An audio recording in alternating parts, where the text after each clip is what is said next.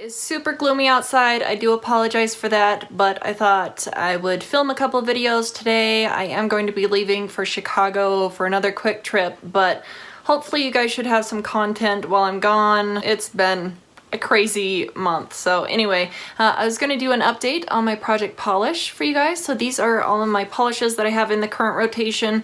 Once I finish one, I'll put a little X on the swatch wheel here, and then I'll add in a replacement polish. So I'll start off with this kind of nudie peachy one that's right here. This is one from Julep, and I should have had this finished off, but I just haven't.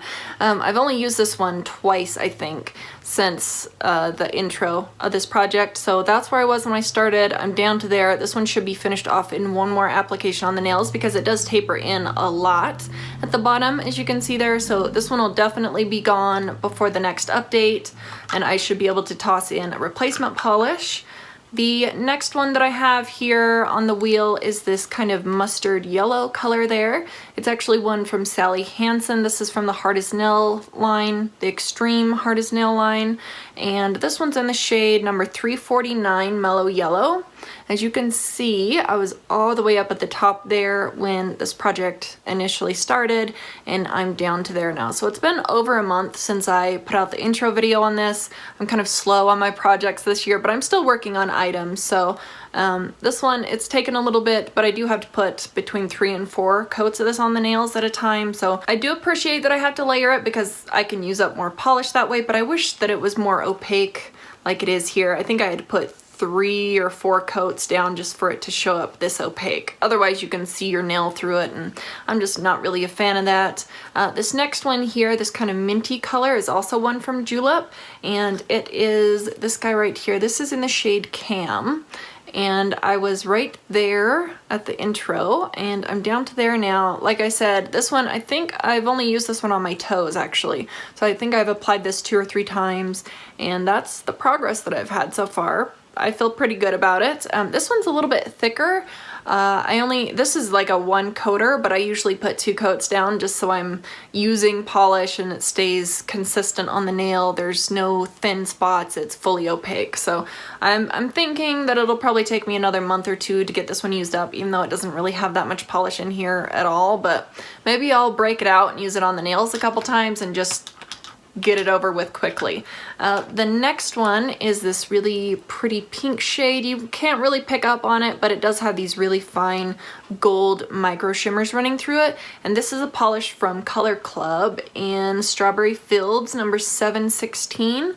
And I was there initially, and I got down to there. So I'm almost at the halfway mark with this bottle, but this does flare out quite a bit at the bottom, and yeah, that light is obnoxious. There's a glare coming in that just wants to be right where I put this polish. So yeah, I'm almost at the halfway mark with this. I've had to start putting thinner in this one too, so I feel like the formula changes just slightly when I have to start putting thinner in it and when it gets really thick and goopy, but I'm still able to work with it. So this one, I shouldn't really have an issue getting through it. I just feel like I'm not reaching for this color of a pink very often, but maybe in the summertime I'll want to reach for it more frequently.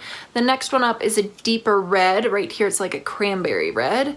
This one is also from Julep. This one tipped over. This is in Ilga right here. So you can see it's a deeper kind of cranberry color. I was right up here initially, and I think I've only worn this one once, possibly twice on the nails, but I had to put, I think, 3 coats on it for it to be fully opaque and for there not to be any thin patches.